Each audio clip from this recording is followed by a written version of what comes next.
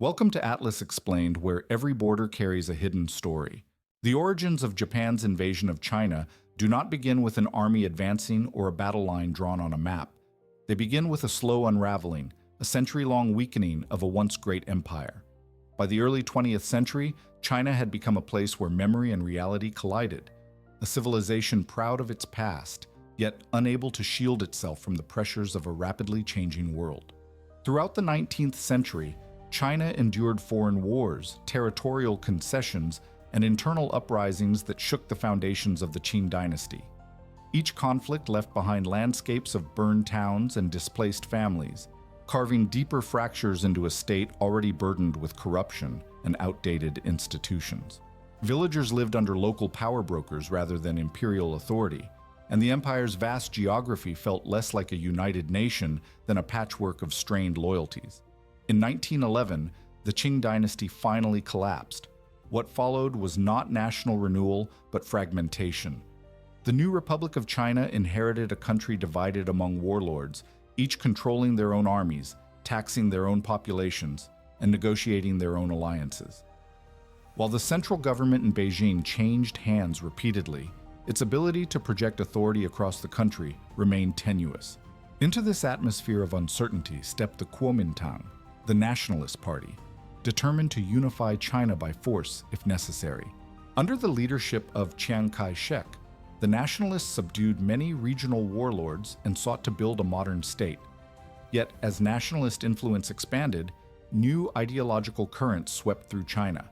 The Chinese Communist Party, inspired by revolutionary movements abroad, gained support among peasants in the countryside.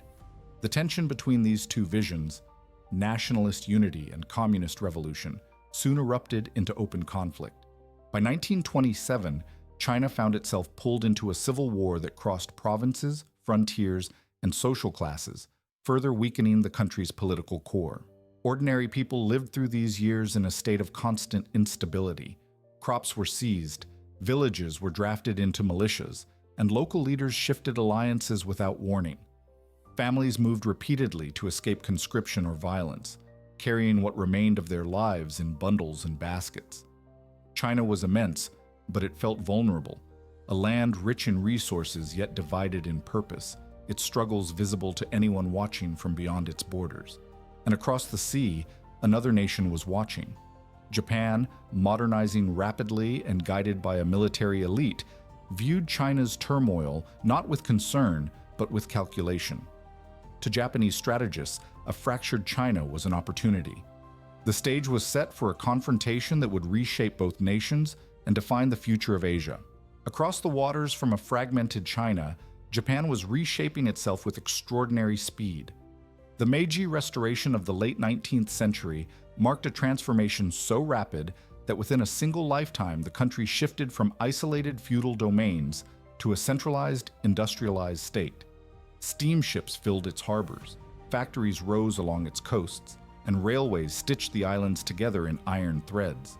Yet the modernization that empowered Japan also amplified something older and deeper, a warrior ethos woven through its history. As Japan embraced Western science and technology, its military institutions grew stronger. Generals held remarkable influence, and schools taught children that loyalty to the emperor was a sacred duty. Soldiers drilled with precision, not merely as fighters, but as symbols of national purpose.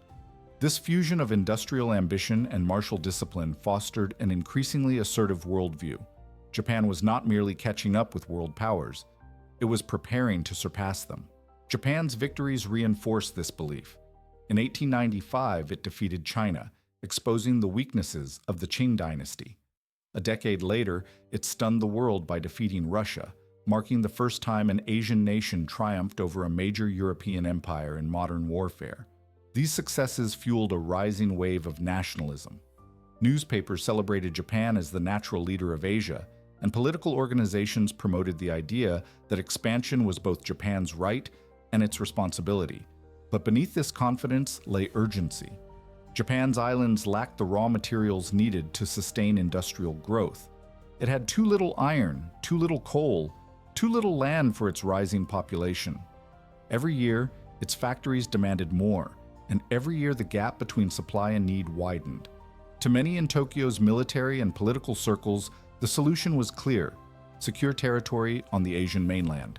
Resources, markets, and living space lay just across the sea, especially in China's vast northern regions. By the 1920s and early 1930s, the military's grip on government tightened. Civilian leaders who opposed expansion found themselves isolated or assassinated. Newspapers echoed the rhetoric of destiny and necessity. Japan's future, the militarists argued, could not be achieved within the limits of the home islands. It had to be built abroad through expansion and conquest. From Tokyo, China appeared increasingly vulnerable, divided by warlords, distracted by civil war, and weakened by decades of instability. To Japanese planners, the timing seemed ideal. What they envisioned was not a single decisive strike, but a chain of actions, each justified by the last, drawing Japan deeper into China's interior. That chain would begin on a quiet night along a railway line in Manchuria, where a manufactured explosion would serve as the first step in a far larger plan. The opening step of Japan's expansion into China came not through a formal declaration of war, but through a calculated spark along a quiet railway in Manchuria. On the night of September 18, 1931, a small explosion rattled a section of the South Manchuria Railway, a line Japan had controlled since the Russo-Japanese War. The blast was minor, barely damaging the tracks, yet its significance was immediate. Japanese officers accused nearby Chinese troops of sabotage, though privately they understood the truth. The explosion had been staged by elements within their own Kwantung army. What followed was less a reaction than an execution of plans long prepared. Japanese units surged outward from their garrisons, occupying key towns, seizing junctions, and driving north into the heart of Manchuria. Civilian leaders in Tokyo urged restraint, hoping to avoid an international crisis, but the Kwantung army ignored them. Local commanders believed the moment had come, and once their forces moved, halting them became nearly impossible. China, still fractured and adhering to a non-resistance policy to avoid escalation, could offer little organized defense. Many Chinese units simply lacked the orders, equipment, or cohesion to respond effectively. By early 1932, the outcome was clear. Japan had captured a region larger than many European nations, its cities falling with startling ease. To give the conquest a political veneer, Japan installed Puyi, the last emperor of China, as the nominal head of a new puppet state, Manchukuo. Though he sat on a throne dressed in regal robes, real authority rested entirely with Japanese officials who reshaped Manchuria into a vast military and industrial colony. Mines expanded, factories multiplied, and railroads became the arteries of a growing imperial presence. China appealed to the League of Nations, hoping global pressure might reverse the invasion. After a year-long investigation, the League condemned Japan's actions as unjustified. Japan responded by simply withdrawing from the organization. In doing so, it sent a clear message. International diplomacy could protest, but it could not stop a determined empire armed with modern armies and a sense of destiny. The fall of Manchuria carried consequences far beyond its borders. It exposed how deeply unprepared China was, how boldly Japan's military could act without oversight, and how limited the world's mechanisms for peace had become. The conquest also revealed a pattern that would define Japan's advance in the years ahead. They moved not across empty plains, but along railway corridors, seizing towns at key junctions, fortifying stations, and using trains to push deeper inland. These lines would serve as both a spear point and a lifeline for their future campaigns. As Japanese troops settled into their new outposts, tension smoldered further south. The next confrontation would not be decided by a staged explosion, but by a clash no one intended, one that would ignite a full-scale war stretching across the length and breadth of China. On a humid July evening in 1937, the ancient stone arches of the Marco Polo Bridge stood in near darkness, their silhouettes etched against a sky thick with summer haze. Nearby, Japanese troops conducted a night exercise, rifle volleys cracking across the fields, echoing off the old walls of Wanping. For Chinese soldiers stationed inside the town, these drills were familiar yet unsettling reminders of Japan's growing presence. But on this night, the routine tipped into uncertainty. Shots were exchanged in the tension of poor visibility and frayed nerves, the origins unclear even to the men firing them.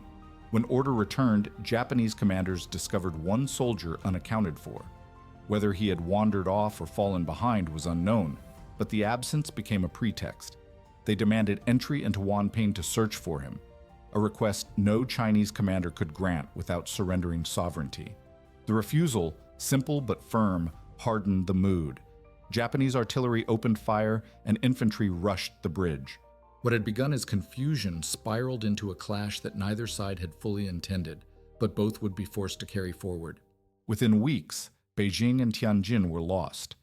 Japanese divisions advanced with speed and confidence, pushing aside disorganized Chinese defenses. To the nationalist government, it was clear this was no longer a border skirmish. The invasion begun in Manchuria 6 years earlier had reignited, this time aiming at the very heart of northern China. But for Chiang Kai-shek, ceding the region without a fight risked not only military defeat, but political collapse. China needed to demonstrate resolve to its people, to the world, and to Japan itself.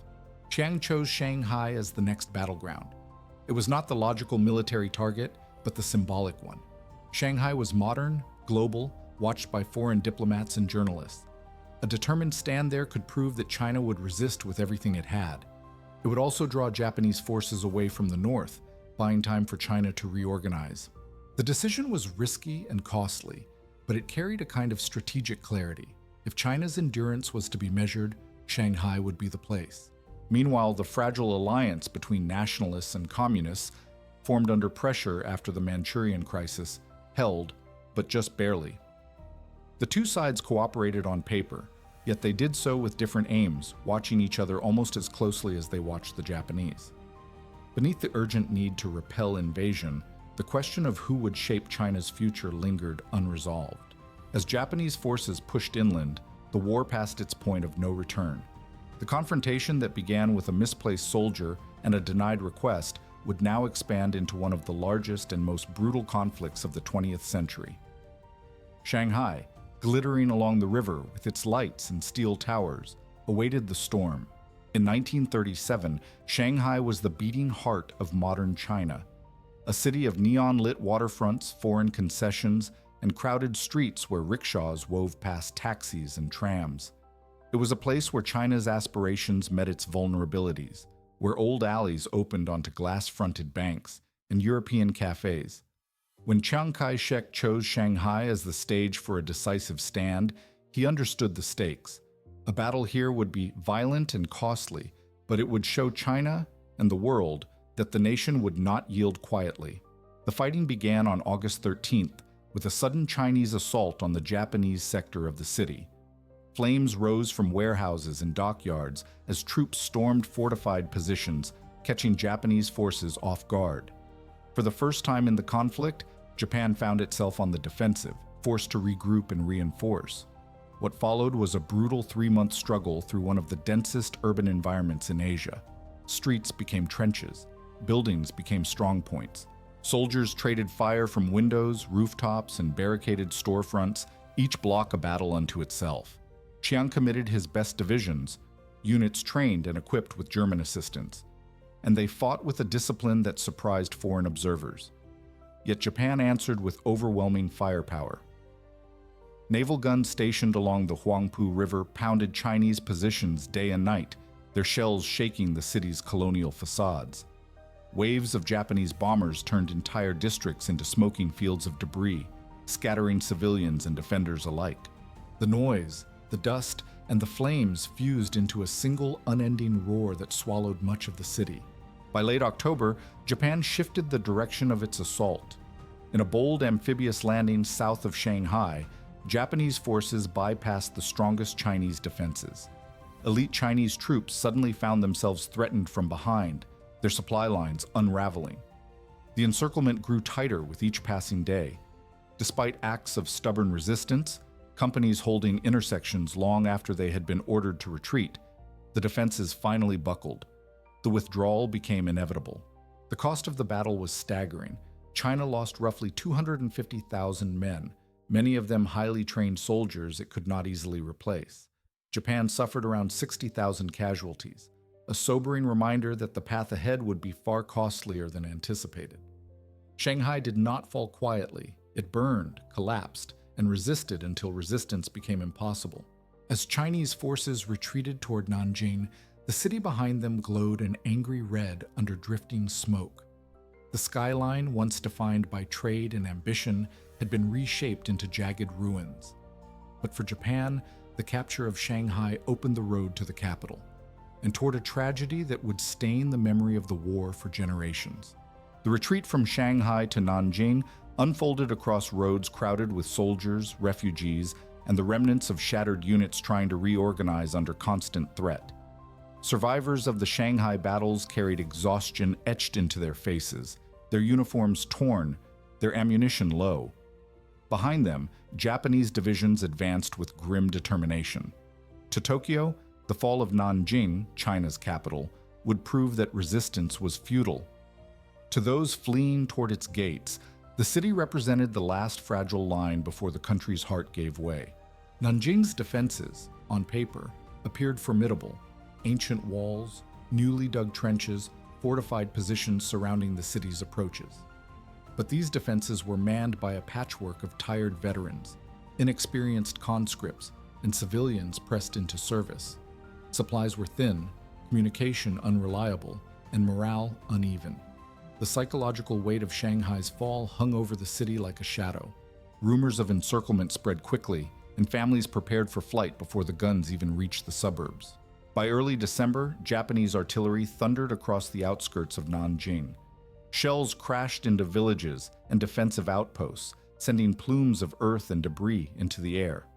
As the assault intensified, Chiang Kai-shek faced a bleak choice: hold the capital and sacrifice what remained of his best troops, or retreat and attempt to save the core of his army for the long war ahead.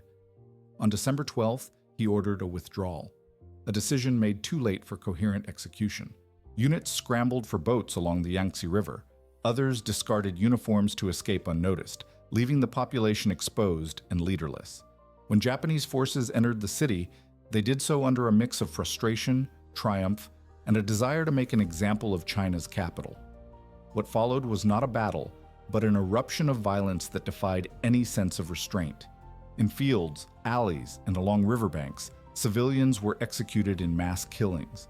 Homes were raided, families torn apart, and women of all ages were subjected to nightmarish brutality. Even those who sought refuge in designated safe zones found little protection as order broke down and soldiers acted with impunity. The devastation lasted for 6 weeks. Historians estimate that between 50,000 and 300,000 people were killed, a range so vast that it reflects how thoroughly the violence overwhelmed record-keeping and memory. What remains certain is the emotional and historical gravity of what occurred. Nanjing did not simply fall, it was transformed into a symbol of suffering so profound that its echoes shaped relations between China and Japan long after the war ended. When the Japanese finally moved beyond Nanjing, they left behind a capital stripped of its people, its dignity, and its sense of safety. Charred houses lined empty streets. Burned market stalls crumbled under winter frost. The river, once a lifeline of trade and travel, now flowed past places where thousands had met their fate in silence. For China, the pain of Nanjing became both a wound and a warning, proof that the struggle ahead would demand endurance beyond battles and beyond borders. After the fall of Nanjing, Japanese commanders believed China would finally collapse. From their perspective, the capital was gone, elite nationalist troops had been decimated, and major eastern cities lay firmly under Japanese control. Yet the country did not break. Instead, the war widened. Chiang Kai-shek moved his government deep into the mountainous interior, establishing a new capital in Chongqing, a rugged, defensible city far from Japan's industrial reach. The shift transformed China's vast geography into a strategic asset. Japan could capture cities, but conquering an entire civilization would prove far more difficult. For civilians, these years were defined by flight and survival. Endless columns of refugees trudged along dusty roads, carrying their belongings in bundles. Factories dismantled their machines and shipped them inland piece by piece, to rebuild China's industrial capacity beyond the range of Japanese bombers. Chongqing's nights lit up under wave after wave of air raids, the sky glowing orange as fires spread across neighborhoods. Yet the city endured. Every night it survived was another statement. China still lived. On the front lines, Japan found itself trapped in a war of logistics. Its armies held the cities and rail junctions they had seized, but the countryside between them remained defiant. Chinese militia, communist guerrillas, and local defense groups roamed the fields and hills, cutting telegraph lines, ambushing patrols, and sabotaging depots. Japanese commanders described their position starkly. They controlled lines and points, the railways that supplied them, and the fortified cities anchoring those lines, but almost nothing in between. Transport trains could be attacked at any moment. Supply convoys traveled in constant fear. Controlling China on a map proved far easier than controlling it in reality. China, meanwhile, began receiving outside help. Soviet pilots trained Chinese air crews and supplied aircraft. The United States, increasingly alarmed by Japan's expansion, sent vehicles, weapons, gasoline, and medical supplies along the grueling Burma Road, a narrow, twisting highway carved through mountains and jungle. Each convoy represented both material aid and a political signal. Japan was no longer fighting China alone. By 1939, momentum shifted. The Battle of Changsha showcased China's growing resilience. Japanese divisions pushed toward the Hunan Plains, confident that their superior firepower would break Chinese lines. Instead, they encountered well-prepared defenses, determined troops, and a command structure that had learned from earlier defeats. After fierce fighting, the Japanese offensive stalled, then collapsed. For the first time, a major Japanese assault had been turned back decisively. The psychological impact was immense. China could win battles. Japan could be stopped. In the north, the communists waged a different kind of war, one fought through sabotage, ambushes, and political influence. Their largest effort came in 1940 with the 100 Regiments Offensive. Around 400,000 communist troops attacked railways, blockhouses, and garrisons across northern China. Although Japan eventually repelled the offensive, the damage was significant. More than 600 miles of railway destroyed, supply lines disrupted, and the illusion of Japanese control shaken. Yet this success also fueled nationalist suspicion. Cooperation between the two Chinese factions persisted, but beneath it lay a simmering rivalry over who would rule China when the war ended. By 1944, Japan attempted one final massive gamble to break the stalemate. Operation Ichigo, the largest campaign it ever launched in China, sent hundreds of thousands of troops sweeping across the central provinces. Japan overran airfields, smashed weakened nationalist armies, and seized a chain of cities that connected its northern holdings to its forces in Southeast Asia. Maps briefly showed fresh gains, but the offensive came at a devastating cost. To win ground, Japan had drained the last of its experienced units, stretched its supply network beyond endurance, and extended its fragile lines and points deeper into hostile territory. What looked like resurgence was, in truth, exhaustion disguised as strength. By late 1944, Japan held more territory than ever before in China. Yet, it had never been weaker. Its armies were overextended, its resources depleted, and its strategic position untenable. The occupation had become a burden too large to sustain. The war in China no longer resembled conquest. It resembled a long, slow unraveling. And on the northern horizon, a storm was gathering. A power capable of striking with speed and force, unmatched by anything Japan had faced in Asia. That final blow would come soon, and when it arrived, it would end the war in China in a matter of days. By 1945, Japan's position in China had become a paradox. On maps, its empire stretched farther than ever, from Manchuria through the northern plains and deep into central China, connected by the long corridor seized during Operation Ichigo. But these gains masked a hollow reality. Japan had overextended itself, trading strength for territory. Troops were exhausted, supply lines brittle, and the lines and points they relied upon grew thinner with each passing month. Beneath the surface, the empire was quietly coming apart. Across the home islands, the strain of a global war had become visible in everyday life. Factories worked through the night, yet still fell behind demand. Fuel shortages grounded aircraft and slowed convoys. Raw materials once extracted from Manchuria and Southeast Asia dwindled as Allied submarines cut supply routes. In China, Japanese garrisons struggled to hold what they had taken during Ichigo. Their units spread across an impossibly wide expanse. Each town captured required another company to defend it. Each railway junction demanded more guards, more supplies, more men Japan no longer had. Meanwhile, China endured. Chongqing continued to function as the wartime capital despite relentless bombing. The Burma Road supplied trucks, fuel, and weapons. The United States organized airlifts over the Himalayas, bringing material support directly to the Chinese front. The nationalists, though battered, remained in the fight. The communists expanded their control in the countryside, building networks that would outlast the war. The conflict, once expected to collapse China, instead revealed Japan's limits. Then, in August of 1945, the situation changed with breathtaking speed. On the morning of August 9th, just 3 days after the atomic bomb destroyed Hiroshima, the Soviet Union launched one of the fastest, most decisive offensives in military history. More than 1 million Soviet troops surged into Manchuria along a 1,000-mile front. The attack was overwhelming in scale, precision, and tempo. Armored columns drove across the plains at speeds Japanese commanders had never imagined. Airborne units captured key passes and depots before defenders could react. Communications failed almost instantly as Soviet forces struck deep into rear areas. The Kwantung Army, once the pride of Japan and the spearhead of its expansion in 1931, collapsed under the onslaught. Many of its divisions were understrength, ill-equipped, or filled with conscripts from Korea and China. Their tanks were decades old, their artillery limited, and their ammunition stocks low. Against the sweeping power of the Soviet assault, they stood little chance. Entire units vanished within days, some overrun, others surrendering when encircled, still others retreating in chaos across terrain they once controlled with confidence. In less than 2 weeks, Manchuria was lost. The puppet state of Manchukuo evaporated. Japan's last reserves in northern China were shattered. The empire's first conquest had now become the symbol of its collapse. For Tokyo, the psychological impact was decisive.